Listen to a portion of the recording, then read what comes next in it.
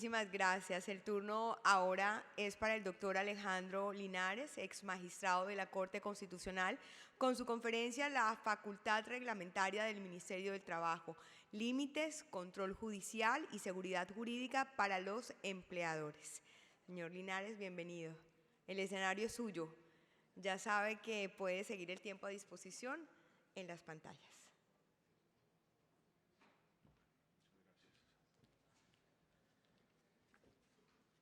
Bueno, muy buenas tardes a todas y a todos. Agradezco especialmente la invitación de la ANDI, al doctor, esto es para pasar, ok. Ahora se me olvidó el doctor Alfonso, por la invitación, y también para mí es un honor, un privilegio poderme dirigir al 19º Congreso Nacional de Laboralistas.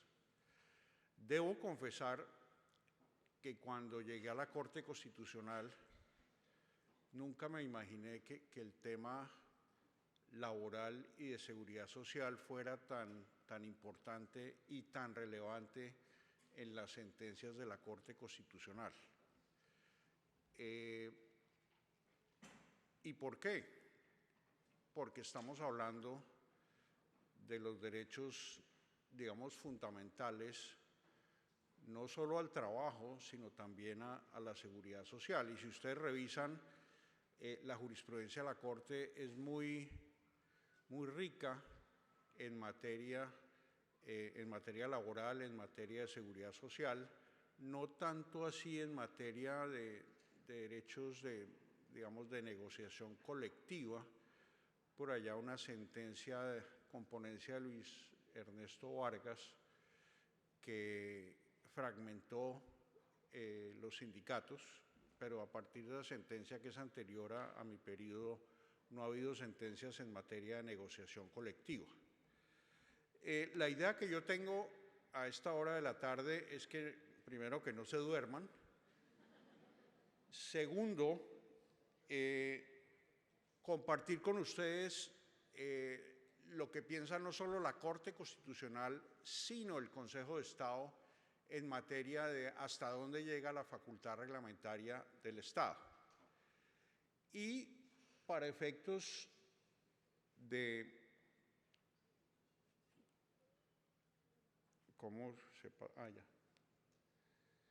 para efectos de no aburrirlos y no solo hablarles del tema de la facultad reglamentaria, que es un tema un poquito no muy agradable, quería ambientar el tema con una tesis de un colega mío de la Corte, el profesor Carlos Bernal Pulido, quien en varios artículos, el último en ámbito jurídico en el año 2016, pero él hablaba de que hay formas de cambiar las constituciones sin cambiarlas. En otras palabras, lo que señalaba Bernal Pulido era que uno podía modificar la Constitución cambiando el significado de las normas.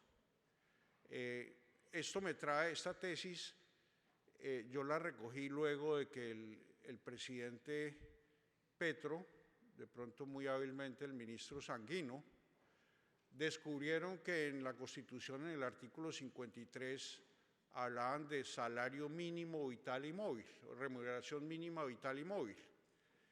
¿Y qué hicieron? Hicieron un decreto no muy bien motivado, el segundo sí, ahorita hablo un poco del tema, pero lo que hicieron fue cambiar la ley 278 y aumentar el salario mínimo en un 23%.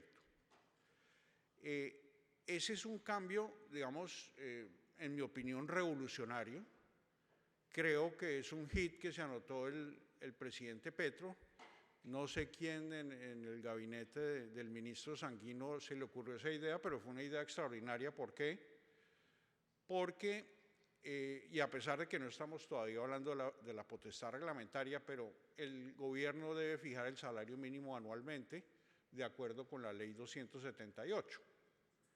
Y lo que hizo Petro, muy hábilmente, fue subir el salario mínimo en un 23%, y muchos de nosotros, no sé si el doctor Chapman también demandó, pero muchos de nosotros demandamos ese decreto porque obviamente excedía las autorizaciones que estaban en la ley 278. ¿Y qué hizo el Consejo de Estado? Nos dio la razón, suspendió la medida, pero se inventó una medida cautelar innominada ordenándole al gobierno que expidiera un nuevo decreto. En efecto, el gobierno lo expidió con la misma cifra, pero esta vez sí motivando muy bien el decreto, mirando cada uno de los elementos del aumento del salario. Y yo creo que desde un punto de vista político fue un triunfo del gobierno, debo decirlo.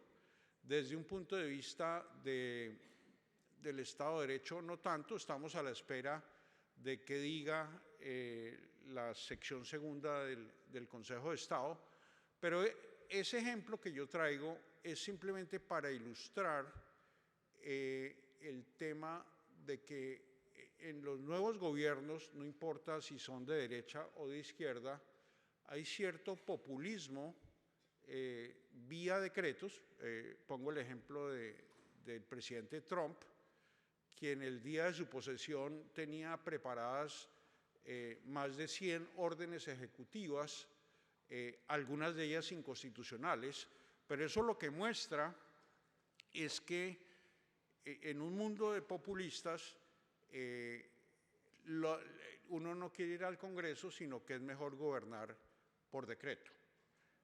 No es un fenómeno exclusivo del presidente Petro, no es un fenómeno exclusivo de nuestro presidente de las Priella, no es un fenómeno exclusivo de Trump. Los que les interese el tema, los invito a leer un libro espectacular, corto, de Granés, que se llama El rugido del nuevo mundo, donde él describe personajes como Milei, como Bukele, como Petro, como Trump, en el sentido de que las redes sociales digamos, las nuevas tecnologías lo que han hecho es que los gobiernos, todo gobierno, independientemente si es de derecha o de izquierda, prefiera gobernar por decreto. Entonces, esa tesis la tengo yo, pues encontré una tesis jurídica de Carlos Bernal, donde él señala que ¿qué hacen los gobiernos? Tratan de cambiar la Constitución a través de mecanismos infraconstitucionales. Uno de ellos, principalmente, que es el foco de esta charla, es la facultad reglamentaria que tiene el gobierno nacional. Y incluso, y ahorita lo vamos a ver más adelante, los ministros, que son muy creativos, no estoy criticando al ministro Sanguino, ni más faltaba, se inventan circulares, pero esto no solo es en el Ministerio del Trabajo. En una superintendencia de pronto se inventan una circular y uno dice, pero ¿y cuál es la potestad reglamentaria? Y resulta que no existe, porque la potestad reglamentaria, como vamos a ver más adelante, solo reside en cabeza del presidente de la República y del ministro del ramo. Ahora, no es un fenómeno exclusivo de Colombia, aclaro, porque el presidente Trump, por ejemplo, el presidente Trump dijo a través de una orden ejecutiva que los nacidos en Estados Unidos, y eso está en la Constitución, en la enmienda 14, cualquier persona que nazca en los Estados Unidos tiene nacionalidad americana. Y él dijo en una orden ejecutiva que a partir de la fecha eso no regía la enmienda 14 de la Constitución de los Estados Unidos. Esto lo digo es principalmente porque no quiero que se entienda que estoy criticando al presidente Petro. Yo creo que el presidente Petro se montó en esa ola, es parte, digamos, como una moda, y en América Latina pues es muy común gobernar por decreto. Ahora, para defender al presidente Petro. El presidente Duque hizo lo mismo. En la mitad de la pandemia, muy curioso, yo estaba en la Corte, en la mitad de la pandemia declaró una emergencia económica y a través de la emergencia económica expidió decretos legislativos, pero esos decretos legislativos eran para para temas tributarios, temas presupuestales, pero los temas de derechos fundamentales los manejó a través de decretos reglamentarios. Entonces, por ejemplo, yo recuerdo que a las personas de edad les prohibieron la circulación. Y entonces a uno le preguntaban, pero ¿cómo así que la Corte Constitucional está de acuerdo con un decreto que prohíbe la circulación de que las personas mayores creo que eran 70 años, no puedan salir a los parques a pasear los perros? Eso era un decreto que vulneraba derechos fundamentales, pero se hizo no como un decreto legislativo, sino como un decreto reglamentario.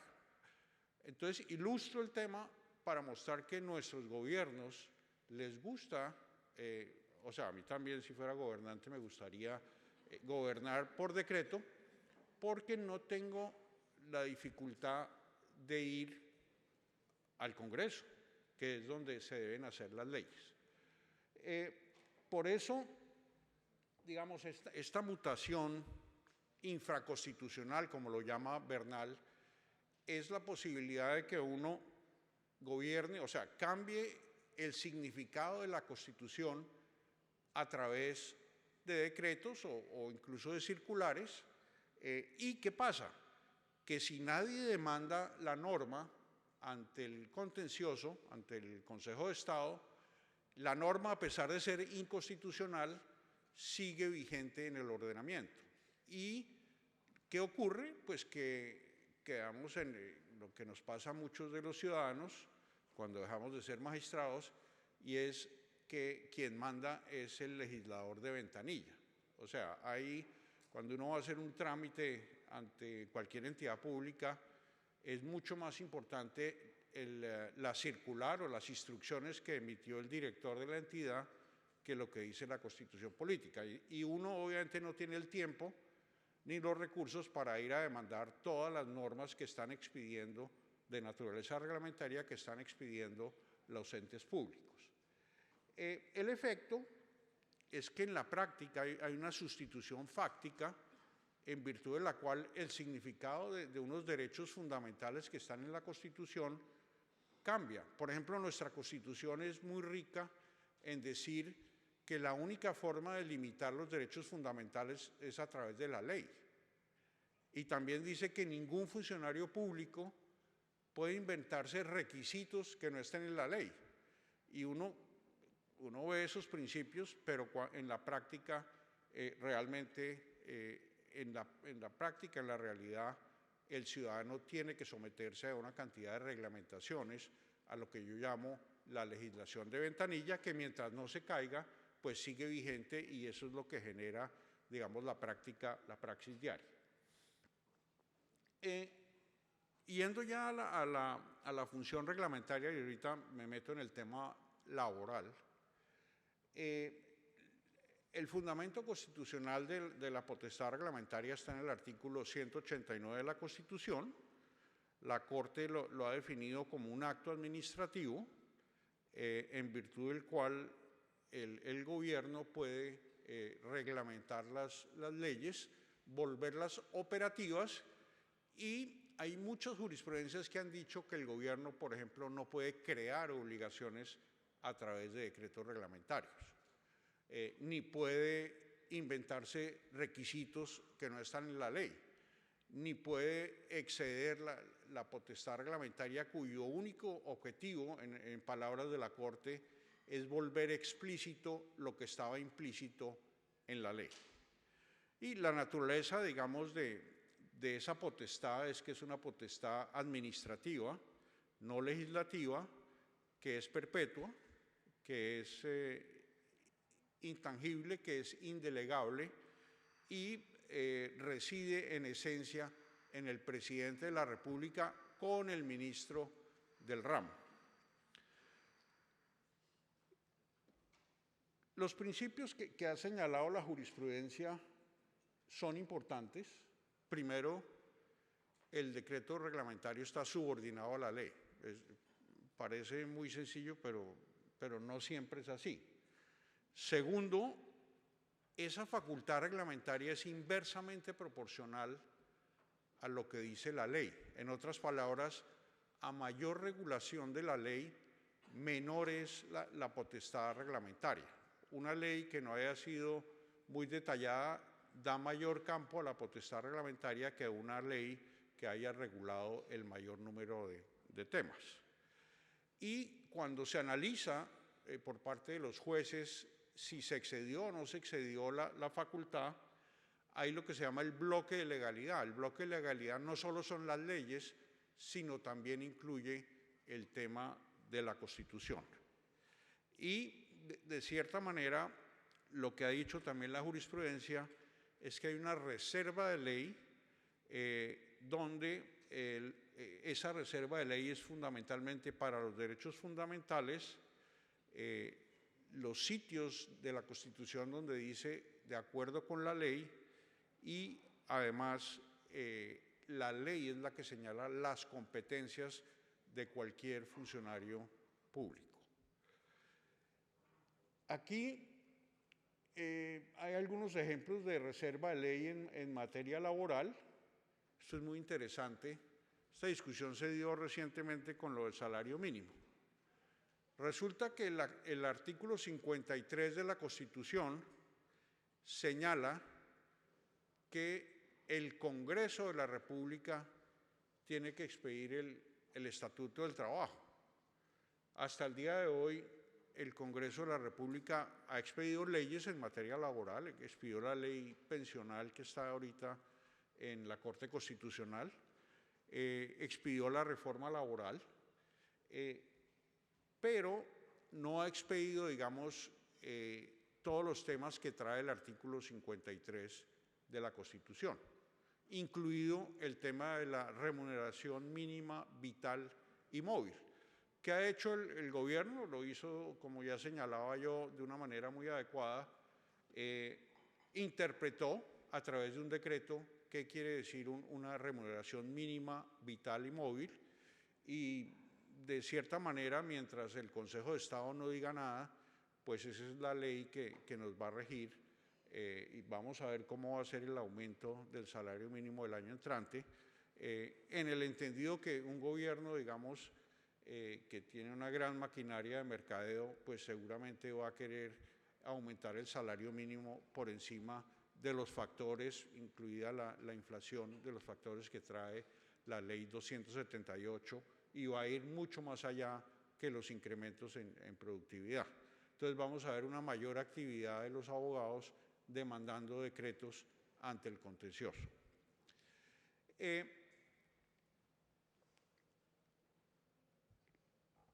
En materia de seguridad social, simplemente para mencionar más rápidamente, hay una mayor margen de configuración para el legislador. El acto legislativo número 1 del 2005 le dio un amplio margen al legislador para regular el tema de seguridad social, pero ustedes vieron, la mayoría de ustedes, que el gobierno, a través de decretos, ordenó que se transfirieran unos recursos de los fondos de pensiones, que se transfirieran inmediatamente al Banco de la República, o al gobierno, dependiendo del tema, sin estar reglamentada la reforma pensional, y el Consejo de Estado, en su sección segunda, suspendió en cuestión de días ese decreto. Debo decir, aquí una cuña para el Consejo de Estado, debo decir que el Consejo de Estado, cuando uno demanda en acción de nulidad simple, la acción de nulidad simple es una acción pública que le permite a los ciudadanos cuestionar la constitucionalidad y la legalidad de los decretos que exceden la potestad reglamentaria. En el Consejo de Estado, la sección que conoce de los temas laborales es la sección segunda. Y yo creo que este sector tiene el privilegio de acceder a la sección segunda. Yo siempre critiqué la sección segunda del Consejo de Estado porque no le veía su rol frente, por ejemplo, a la Sala de Casación Laboral de la Corte Suprema de Justicia, que tiene 6 magistrados.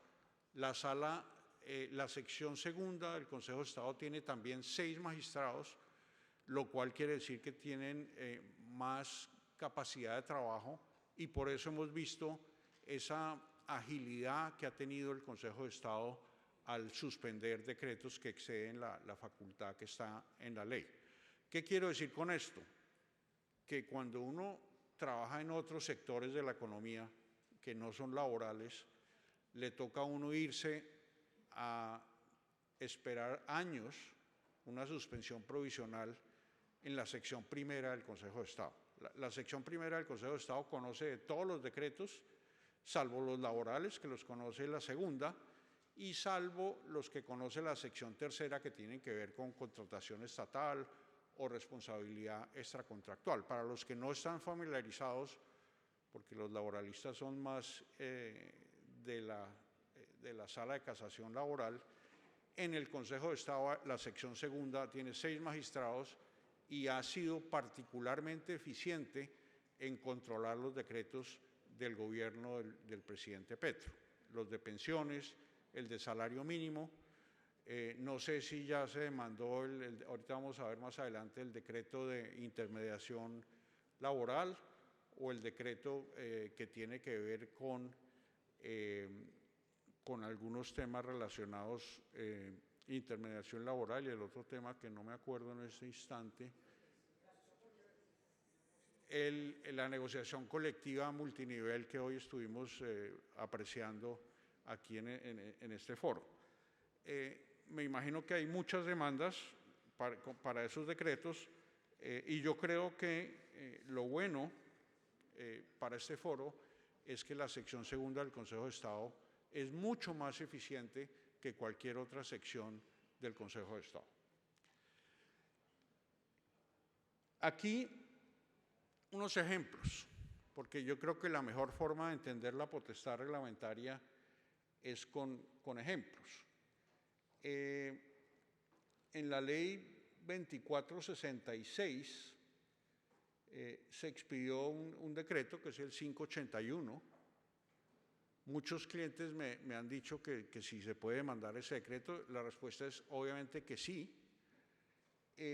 Está reglamentando el capítulo 5 de la ley 2466 del 25 y, digamos, a partir de un título que aparece en la ley, decidieron reglamentar todo un tema de intermediación laboral y extender la presunción de contrato laboral más allá de lo que trae la misma ley 2466. No sé, doctor Chapman, si usted pidió suspensión provisional, pero seguramente el Consejo de Estado va a actuar rápidamente frente a ese decreto. Lo mismo el decreto 234, el decreto 234 sobre negociación colectiva unificada por niveles, seguramente se puede caer en la sección segunda, además porque no se cumplió con el requisito de consulta previa que trae el mismo CEPACA en el artículo, tal vez el artículo 8º o 9º de esa norma. Ahorita se están discutiendo un decreto reglamentario de las plataformas digitales de reparto, léase el tema de Rappi y otras plataformas, y lo mismo los contratos para artes y la cultura y el sector agropecuario. El gobierno, ya terminando, está tratando, digamos, de reglamentar la reforma laboral, lo cual es perfectamente legítimo, pero tiene que respetar las características que hemos visto de la potestad reglamentaria. No puede irse más allá de la ley, no puede crear nuevas figuras que no trajo la ley, no puede innovar, en palabras de la jurisprudencia, sencillamente tiene que volver operativa una ley, tiene que hacerla práctica para ver cómo se cumple, pero no puede ir más allá de, digamos, de lo que señala la misma ley que se está reglamentando. Los vicios que uno generalmente encuentra en los decretos que expide el gobierno son vicios que tienen que ver primero con la incompetencia orgánica o subjetiva. Quien firma el acto no tiene la capacidad para hacerlo. Ejemplo, la circular 48, no sé si están muy familiarizados con la circular 48, pero la circular 48 es un reglamento, no solo de una sentencia de la Corte en la cual fui ponente, sino también del artículo 115 del Código Sustantivo del Trabajo. Y ahí lo que hizo la circular 48, que la expidió el ministro sin pasar por el presidente, fue extender los despidos sin justa causa como sanciones, o sea, asimilar un despido sin justa causa a una sanción disciplinaria, lo cual no es lo que dice ni la ley ni la jurisprudencia de unificación de la Corte Constitucional. El otro vicio que se encuentra mucho en el caso, por ejemplo, del tema de la negociación colectiva, es el exceso material. El reglamento modifica, amplía, restringe o crea contenidos no previstos en la ley. También existe una figura muy interesante que la he visto en muy pocas sentencias, es lo que se llama la omisión reglamentaria. Es parecido a lo que en constitucional se conoce como omisión legislativa relativa, y es cuando el Ejecutivo decide no reglamentar un tema, pero reglamenta un tema para casos similares, y en virtud del principio de la igualdad, uno demanda para que le reglamenten un tema que quisiera que el Ejecutivo reglamentaria. Es una figura muy interesante, es traída del derecho constitucional y se llama omisión reglamentaria. Cuando hay omisión reglamentaria, uno puede demandar un decreto diciendo que el decreto omitió regular otros temas relacionados con las mismas circunstancias fácticas y que el Ejecutivo ha debido reglamentar. Y también está el uso desviado de los instrumentos de inferior jerarquía, es el caso de las circulares y los conceptos.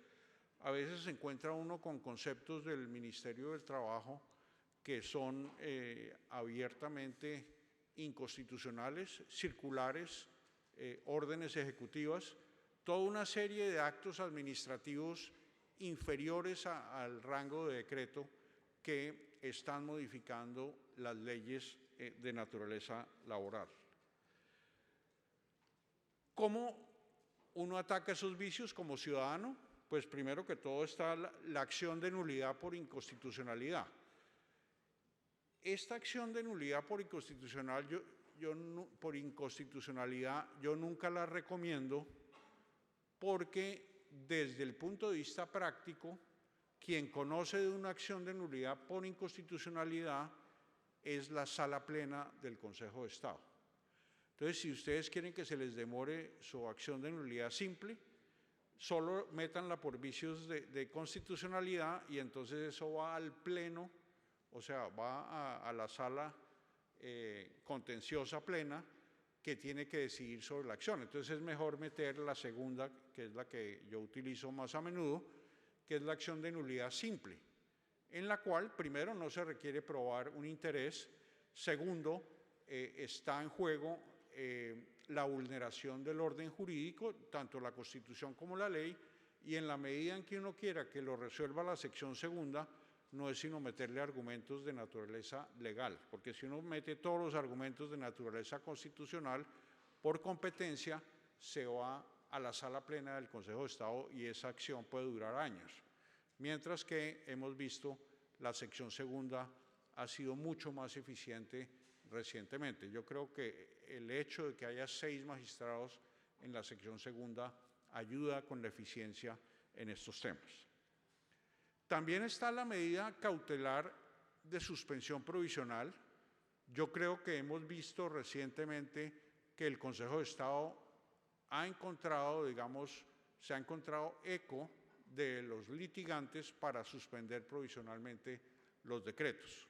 En el caso de las pensiones lo hizo muy rápido, en el caso del salario mínimo lo hizo y después dictó una medida innominada que fue muy bien aprovechada por el gobierno, pero digamos, se ve que en materia laboral, sobre todo cuando se nota que puede haber un perjuicio irremediable, el Consejo de Estado actúa de manera bastante rápida. O sea, es muy efectiva la acción de nulidad. También vemos lo que se conoce como la excepción de inconstitucionalidad. Esta la puede aplicar no solo los jueces, yo he visto varios jueces aplicando excepción de inconstitucionalidad cuando, digamos, le toca aplicar un decreto y la ley dice lo contrario, el juez falla con base en la ley y dice que el decreto reglamentario es inaplicable. Y existe, digamos, existe la nulidad y restablecimiento del derecho. Para los que no son abogados, la nulidad y restablecimiento del derecho es cuando uno es afectado directamente y pide la reparación del perjuicio dentro de la misma acción. Esa sí requiere demostrar un interés concreto, un perjuicio, mientras que la acción de nulidad simple, que es la que más se utiliza en Colombia, es una acción que no requiere, es una acción pública que no requiere demostrar ningún tipo de interés para actuar. Como el tiempo es escaso, yo quería compartir con ustedes algunas conclusiones que se lleven para sus casas como lecciones del tema de la potestad reglamentaria. Primero, todos los gobiernos, todos los que yo he conocido en el curso de mi ejercicio profesional, les fascina legislar por decreto, todos. Y lo que pasa es que a veces a uno lo favorecen esas legislaciones y nadie demanda la norma, pero la norma queda vigente en el ordenamiento sin que nadie la demande. Pero la potestad reglamentaria es administrativa, subordinada a la ley y es del Ejecutivo. No puede ni sustituir ni innovar respecto de lo que dice la misma ley. Segundo, el titular es el presidente de la República. Conozco miles de ministros que no quieren ir a la Secretaría Jurídica de Palacio y se inventan circulares, normativas, directivas para reglamentar determinado tipo de temas. Yo creo que hay una nulidad por incompetencia en el ejercicio de la facultad reglamentaria. Tercero, el margen de reglamentación es inversamente proporcional a la densidad de la ley. O sea, si la ley es muy densa, el margen se reduce. Cuarto, en lo laboral, el Estatuto del Trabajo, sus principios mínimos y el núcleo de los derechos colectivos son reserva de ley. O sea, todo el tema de los derechos colectivos del trabajo requiere una ley de la República. No puede hacerse una reglamentación de este tema por la vía del decreto reglamentario. No lo digo yo, lo dice la Constitución Política de Colombia. Quinto, en materia de seguridad social, el Congreso tiene un amplio margen de configuración, limitado por los derechos fundamentales, obviamente, la razonabilidad, en palabras de la Corte, y la sostenibilidad financiera del sistema. Interesante que haya un límite al legislador derivado del Acto Legislativo 1 del 2005 sobre la sostenibilidad financiera del sistema pensional. Y en Colombia, y lo hemos visto recientemente, el control judicial es robusto y diversificado, tanto nulidad por inconstitucionalidad como nulidad simple, como suspensión provisional, excepción de inconstitucionalidad y, en el peor de los escenarios, una tutela. Debo decir que, por ejemplo, cuando se sacó el decreto del salario mínimo, yo puse una tutela de un informal la tutela hizo su... ¿Por qué puse la tutela? Porque estaban cerrados los despachos judiciales. El gobierno muy hábilmente sacó el decreto en diciembre. Nosotros tenemos una vacancia judicial muy interesante. Entonces metí una tutela, obviamente fracasó con todo éxito, pero el tema era decir que si está cerrada la rama judicial, como en efecto lo estaba, el ciudadano puede tener algún tipo de recurso, y lo que pedí en esa tutela fue que como mecanismo transitorio se suspendiera el decreto mientras, era una tutela muy transitoria, mientras se abría la rama judicial, porque apenas se abriera la rama judicial el 16 de enero del año 26, en ese momento se podía pedir una suspensión provisional del decreto. La tutela fracasó, pero lo que quiero señalar es que la tutela también existe en momentos de emergencia.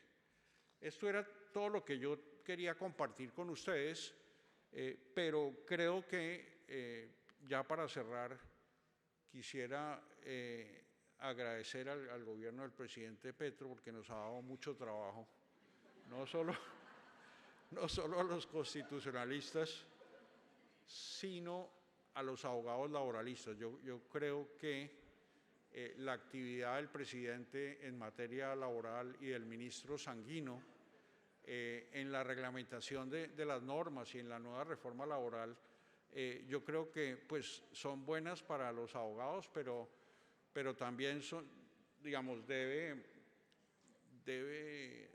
digamos, recalcarse que en materia laboral es muy importante el tema de la concertación tripartita, que en algunos casos el gobierno, no solo este gobierno, todos los gobiernos lo hacen, pero creo que la concertación tripartita es un principio muy importante, y creería que el Consejo de Estado en su sección segunda va en alguna de sus sentencias a resaltar la importancia de concertar con por lo menos con los trabajadores y los empresarios antes de que el gobierno regule, haya una consulta previa con los estamentos más importantes en el escenario tripartita. Muchas gracias a todos.